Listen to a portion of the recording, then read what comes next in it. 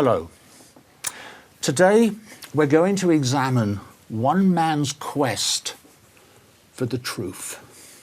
Not a single truth, but the need for us in society to want truth, especially in all things political, without which our democracy will not survive. Welcome to the table.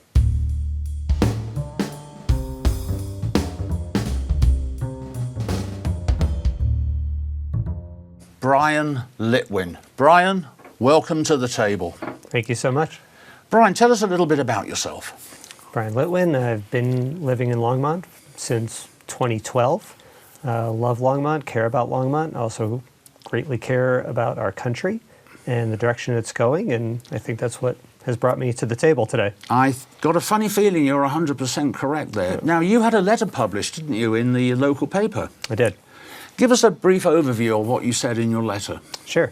So I decided to write about the Fox News libel lawsuit with Dominion. Everyone knows by now, but Fox News was essentially lying behind the scenes. They believed one thing behind the scenes, yet they talked about something else on air for their viewers to hear, because they feel that's what's going to make them the most money. And in the process, they slandered a company, Dominion, who took them to court. What I took from that was not the enormous settlement, but where it leaves our country. What state of knowledge, what information do people have to make decisions? And that's what was most concerning that prompted me to want to write this letter. Now, of course, we've got even more lawsuits coming up in the near future, Smartmatic. Yes. But we've also, of course, got Dominion with Newsmax and OAN. Yes. I wish I could say I had confidence that something of fruition, something good was going to come of this for the public and the type of information they're going to receive in general. I'm not a believer. I'm not hopeful. I wish I could say I was. I don't believe I'm cynical. I don't believe I'm skeptical by nature. But I know the information environment in which we currently live, and any threat to the type of information they're going to receive is literally a threat to who they are and how they identify. And because that psychology is so strong, it's so powerful, people would not allow it to be. And denialism of what everyone else could see from the outside would be so strong. I think it would deny anything positive coming of it. I wish I was more hopeful that change was coming. I mean, some of the facts that came out from the lawsuit, and I'm surprised Dominion didn't want more. Not necessarily money, right, but on-air apologies, etc., etc., etc. Right. Because I would love to have seen Tucker Carlson before he got sacked eating crow. And let alone for them to have the humiliation of going in a court of law where they cannot do what they do daily, nightly, and lie to their viewers for profit. They would have to go on the stand, they would have to take an oath, and they would have to tell the truth, which is that we have been lying to our viewers for years, and we know we're doing it. And that would have been gratifying personally. I can't say I get from Dominion's perspective. I kind of do, not wanting the lawsuit dragged out for years on end, and then maybe you don't win. You know, we all want that movie moment, you know, and that rarely happens. That's why people classically settle. It's disappointing, but I kind of get where they're coming from. I kind of get where they're coming from as well. However, I think if I was the CEO of Dominion, I would have begged to get Tucker Carlson on the stand, yes, to be honest. I hope Smartmatic does what Dominion, because the thing is, it's not just money. Like I said, I get why they settle for the money instead of having things drag out, but to me there's a greater purpose. There was a greater need for the lawsuit they filed, which is what you were hinting at, which is the search for truth. What is truth, and what are trustworthy news organizations where people get information? And that's where I felt it was going to be a climax. And we would have some crescendo of, I don't want to say a falling out, because I don't know if I believe anything would make people who live within a certain bubble have a fallout. But at least there would be a reconciliation that everyone else has seen coming, and it could have been a win for society. It could have been a win for our country. And I think that's why it's so demoralizing to people who are not within that bubble. Right, because we know that the people that had to understand this are the ones that never saw the news on it. No. And it was never reported on those networks, which are the only networks they listened to. It was never reported on those networks. Right. Just like the January 6th hearings. Were not reported. They just cherry-picked if they were going to do anything rather than show the thing live. Yeah, or just Tucker Carlson showing like Patriot Purge or whatever that is, where, he was praising the January 6th insurrectionists, which still to this day is happening. There's I forget the name of it, but there's like a national anthem that was sung by the people who are imprisoned. And it's being praised by the former president. And we're praising these insurrectionists. We're praising people who attempted to overthrow the republic for which we stand. And this is supposedly from the party that is the most patriotic. And it is... And law-abiding. And law-abiding, that's right. And don't forget, they support Blue Lives Matters unless those blue lives are Capitol Hill police officers or the current FBI. Right. Otherwise, they definitely support Blue Lives Matter. And the hypocrisy is infuriating. And that's, I think, everybody should want to be writing to an editor, writing a letter to the editor. They should be calling their members of Congress, local, state, federal. I mean, everybody should be taking action. Yes. And I get frustrated when they're not. And that's why I write letters like I write. One of the interesting things, of course, is the fact that because Fox are on cable or satellite, I suppose I better throw satellite in as well now. Yeah. There are really no rules or regulations governing them. There should be, though. There should be, but there aren't. Right. Purely because they're not broadcasting over the air. Right. And that makes a world of difference about what you can and cannot do.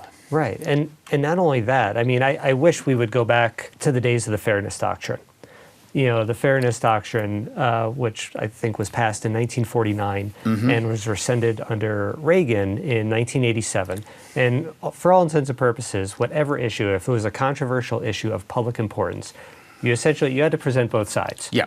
So any single person that talked about groomers or something ridiculous, there had to be someone presenting the other side all the while.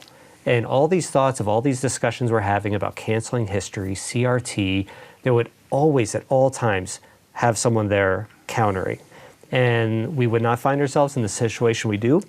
We would not find ourselves with still to this day 2/3 of Republicans not believing the previous presidential election was a free and fair election.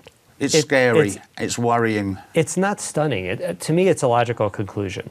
So when you get information from a corporation, you are not getting news, in my opinion. What you are getting is whatever is going to make them the most money.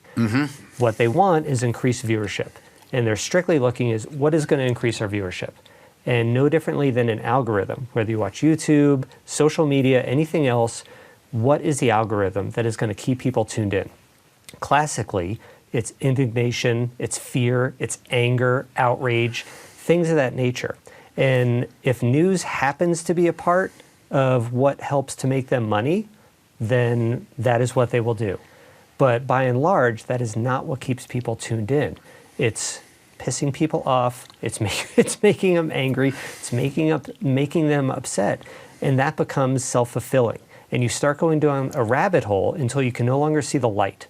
And that's why I feel this is a bit of a logical conclusion. When you get your information from something that is profit-driven, the profits are not going to keep you in line with the facts of the day. The profits are going to go down rabbit holes, never to be seen again, and they're going to continue to follow them. Like Rupert Murdoch said, I was following the green. He was something to the effect, it was all about the money. I forget all about the money. I forget his exact phrase, but that is the logical conclusion of where we go as a society when people get their information from cable news. Nobody, in my opinion, left or right, should be watching any cable news. And I'm sorry, I know they're better, and I mean that, they are better. But I include CNN, I include MSNBC. Nobody should get any of their information from cable news, even though Fox is an exception, where they're such an outlier in egregiousness. You haven't watched Newsmax recently, have you? I have not caught the latest. No, I apologize. I really should, just so I know what some of my friends and family are thinking. I don't want anybody giving me my thoughts and opinions. And that's what happens when you watch cable news. If people think that they are not having their thoughts and opinions given to them every single day, day in, day out, the only person they're fooling is themselves. When they find themselves agreeing and are like-minded with other people who are watching the same shows as them, it's not because you agree, it's because you've been conditioned. Mm-hmm.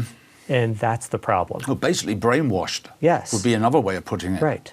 And I cannot for the life of me understand it. I am not a psychologist. I do not claim to be one. I did not stay at a Holiday Inn, so I cannot say anything of the sort.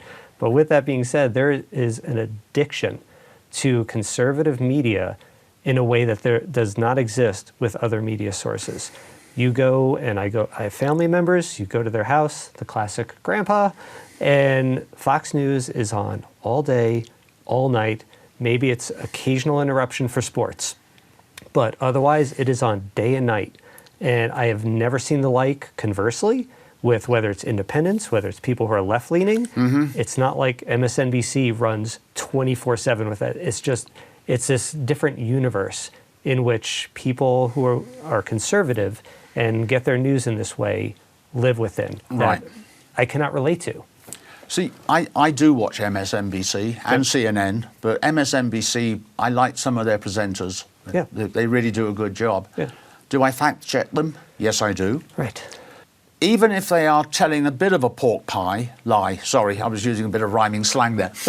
Even if they tell, a small pork pie, it'll come up. But, it was just a naughty. There was no reason for that. It wasn't an outright lie. But I also watch knowing these people are basically giving me opinions. Yes. It's not a news. Right. Except maybe occasionally you'll get a real news story. Unfortunately, they all seem to be about mass shootings nowadays. I know. I agree with your premise that I believe they are truthful, by and large. They focus on things, and they could occasionally, like the Mueller report, it's like a strictly and solely focus, and they were solely focusing on it because I think people on the left so greatly wanted a particular outcome that did not happen. And they focus on that, and I think they could focus on it too heavily. I'm not saying they lied. Like I said, Fox, Newsmax, OAN, they're in a different universe. But the reason I don't watch them is because I don't want my thoughts and opinions. I know it's going to be influential, whoever I watch. So I want to be clear. I'm not saying they're not truthful. Right. I think you're probably correct. If you sat down and watched it for your 24 hours a day, 7 days a week, etc., etc., etc., I'll turn it on, watch for a half an hour, then I'll find something else to do. Right. So I watch TV when it comes to news in small chunks. Yeah. And of course with MSNBC, they pretty well repeat the news of the day through every show, so... Which has always been astounding to me. Even if you watch the local news, like 4, 7, 9 in the morning, or the 5 o'clock news, there's maybe 10 minutes worth of news. There's so much happening in the world. How they only have 10 minutes worth of news to present, I've never understood. I don't know how traffic and weather overrides everything that's happening in the world, but it does. It does, somehow. Yeah. It's funny you should mention that. When I first moved to America in 1981, I could not find a newspaper that gave me world news until I found the Christian Science Monitor. Yeah. And that one newspaper had all of the world news in it. Yeah. Luckily, I now have the internet, so I can go to the BBC website and catch up, or wherever else. But Right. it's important. The truth, I don't think we can stress this enough, the truth is so important as opposed to biased confirmation. Right. It really is. How do you spot the difference, though? Let's start with confirmation bias, and then let's go back to the truth, if you don't mind. So just so everyone's clear, confirmation bias is when we're cherry-picking information that is going to naturally fit with things we already want to believe. And that is why you can have two people of opposing views watch the same exact thing, and each can walk away feeling validated. Mm-hmm. And what you have to do, I think people need to be very conscious of it. The way you overcome confirmation bias is to flip it on its head. If what we're doing is seeking ways to see how are we right, I think people need to stand back and truly be objective and say, am I wrong? And anything you're reading, anything you're seeing on TV, if you get information from TV, you should be questioning, almost like a scientific method approach. Can this be wrong? and to truly sit back and see the way it plays out and to be okay with that information. So it's human tendency to want to be right.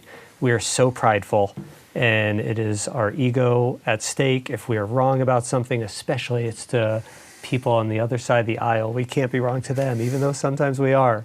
And that goes both ways, both sides, but it is so prideful to be wrong that we will be defensive about it instead of open. And people just simply, they have to be open to where the information leads and leave it at that, which usually means seeking out the opposite.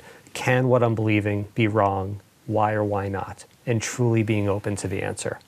But truth, if you don't mind me backpedaling just a little, No. so it is very frustrating. There are so many major issues in this world we're facing where we would not be facing if we had consistent truth in the media. So for instance, we could pick a number of issues. Climate change. It's starting to turn a tide, finally, but still to this day, especially on the conservative side, there's still, I believe, a majority that do not believe humans affect climate change. The reason they believe that is, once again, circling the drain, the same exact area, is they get their information from a corporation. And I wish people would take the time to step back and ask themselves, who's benefiting? If I don't believe in climate science, all these other people, and keep in mind, there is no debate among scientists whether or not climate change is happening and whether or not we are apart. The debate is strictly between the layperson and the person who does not dedicate their life and study it for a living. That's who's debating it, not the scientists. So, but if you look at what would need to happen in order to tackle things like climate change, you would need a lot of regulation and you would need a lot of taxes. Who doesn't want that? The very corporations that would have to incur those fees. So they have decided, and I think accurately, it is more advantageous for us to deceive the masses than it is to incur those penalties. And that's where we go wrong, by getting our information from a corporation. And you could run down a litany. I mean, you could do this with gun regulation. You know, it's like, what? Well, who is against gun regulation? Oh, gee, the NRA, the Rocky Mountain Gun Owners Association. Well, they are sponsored by the gun and ammunition manufacturers. That's why their solution is to increase their sales, meaning let's arm more people, let's arm teachers. How do we increase sales? How do we increase profit? And if we had media telling the truth, giving the background, we could overcome this. But when they're beholden to continuing to get money, continuing to get corporate sponsorship, those corporations are not going to sponsor them if they're advocating things that could mean their demise. Right. It's that simple. Yeah. I sometimes sit back and wonder, what comes first, the cart or the horse? Because too often we have heard stories of Fox News will say something, and the very next day all the politicians are standing up and saying it. Right. Including ex-President Trump. Right. And I'm sitting there going, wait a minute, are they following Fox News and saying, and just mouthpiecing everything that Fox does? Right. And that's what it seems to be. To me, it's cyclical. Whoever could say something that incites the base and enrages them, the other will follow. So whether that comes from Lindsey Graham, whether it comes from Sean Hannity, it doesn't matter. If something hits a trigger, they're going to follow it. And the reason for that is, once again, the algorithm. They don't care where it leads. The Karl Rove, think Bush's brain, think of what you will with him, but he coined a phrase that he said, what we need to do is focus on people's emotions. What we need to do is focus on people's anger points. And the reason he wanted to focus on making people angry is he understood that enragement is the key to engagement.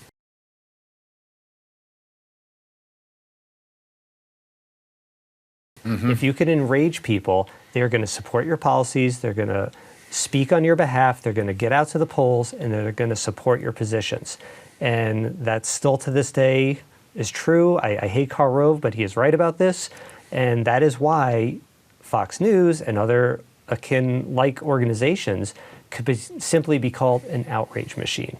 Because that is what they're trying to do at all times. And they've been very successful. They've been up until a month ago.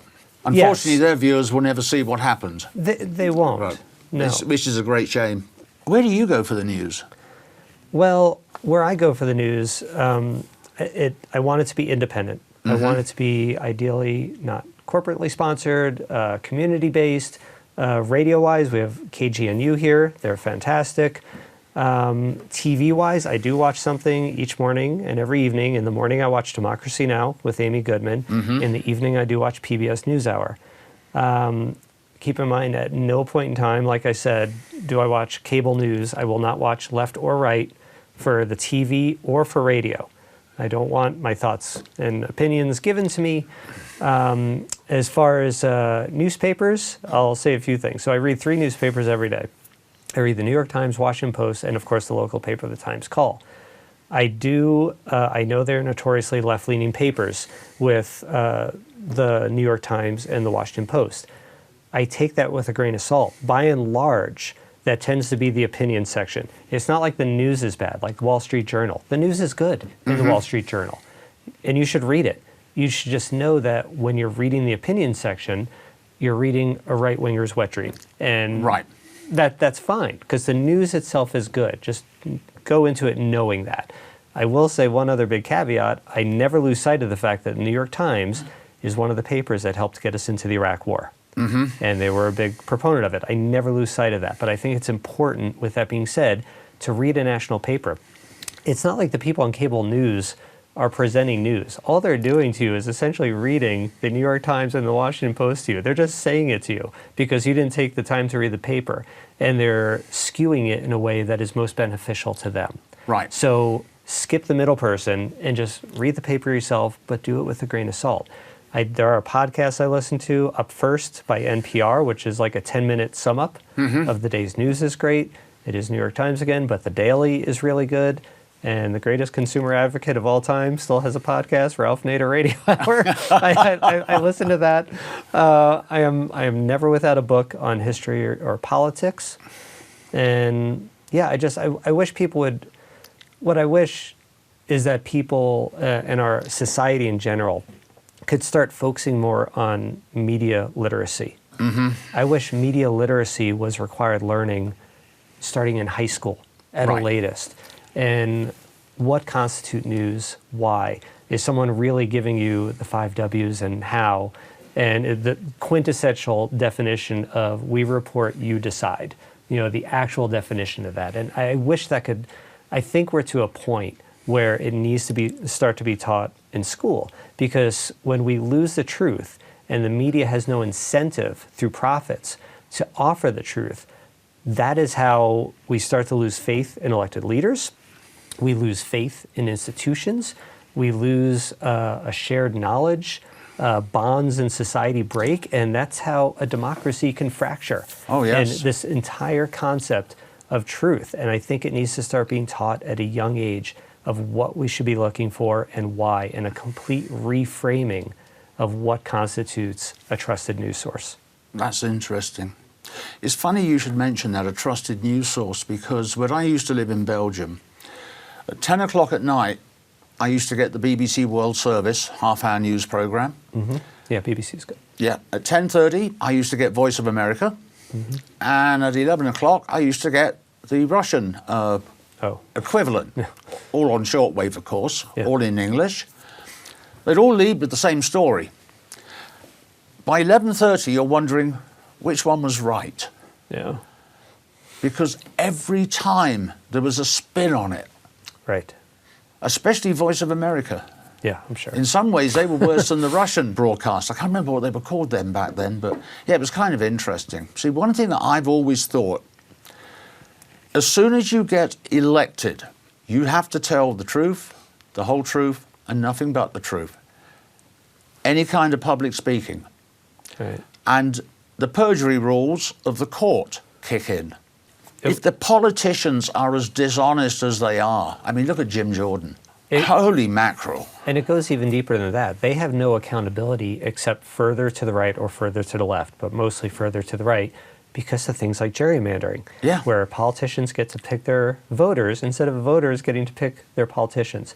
You look at states like Wisconsin, North Carolina, the Democrats win the majority, and the Republicans get to have a supermajority in their version of the General Assembly in Wisconsin, North Carolina.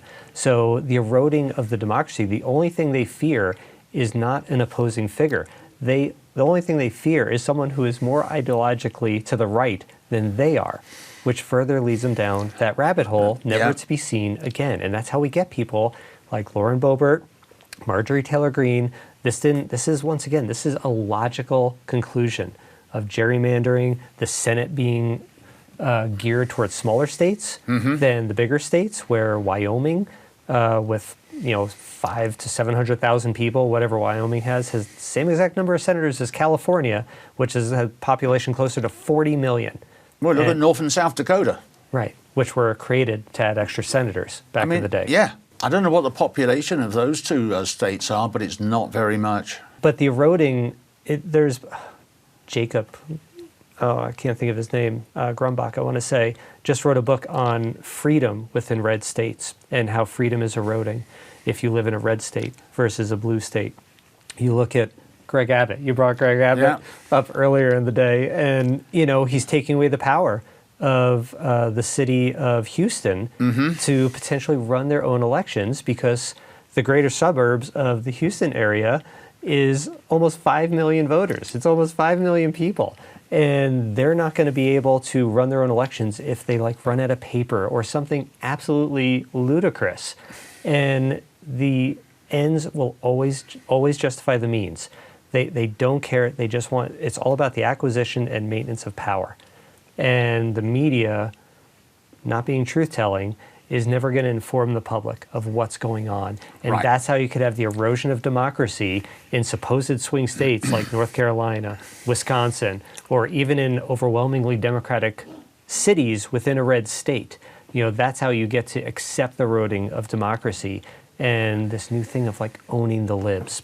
Right. That's how you're just okay with, taking away people's rights. The only final words I would give is for people to question where they get their information. What's the source behind, who's benefiting, essentially? If someone is telling you about the example I gave, climate change or gun regulation, it's who is benefiting? Why are you being told that? And for you to actually really focus, and it's incredible to say courageous, but to have the courage to realize that you might be wrong and focus on that confirmation. This goes for everyone. That I think those are two of the greatest steps we could do and could help bring us together and have a shared view of reality and a shared set of facts, so we could actually hold conversations and find solutions to problems. It's funny because I don't know if you ever saw the Red Green show that used to be on PBS. I used to love that show. It's just so laid back. But I mean, his one little catchphrase that he always used, and don't forget, we're all in this together. Right. And sadly, everyone seems to have forgotten that. Brian, thank you so much for coming in today. We're going to have to do this again sometime in the very near future. It's scary what's going on out there today. It really is scary. People are not getting the truth. They're getting opinions. And there is a big difference between the truth and an opinion. I'm Nigel Aves, your host. Don't forget, hit the subscribe button. You'll see it down in the bottom left-hand corner of the screen. Bottom right. Let me get that correct. We are going to have another talk with Brian sometime in the near future, and we are going to look at different avenues of where truth really does matter. Thank you so much for tuning in. Goodbye for now.